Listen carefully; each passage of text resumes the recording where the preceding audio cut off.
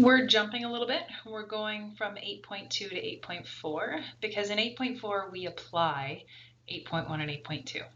8.3 we apply, but it looks a little bit different. So I want to start off with 8.4 because it feels like a natural progression.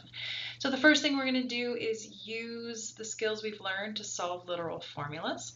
So in this example, we are going to solve for r. So this is area is equal to pi r squared, and they want us to rearrange this formula to solve for r. So we're going to solve algebraically. So the first thing we're going to do is get rid of the pi. So we're going to divide both sides by pi.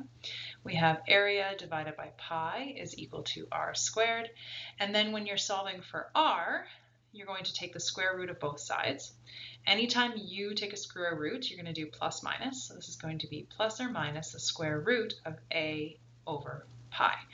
Now, theoretically, technically, if you were solving for radius, you would never have a negative radius.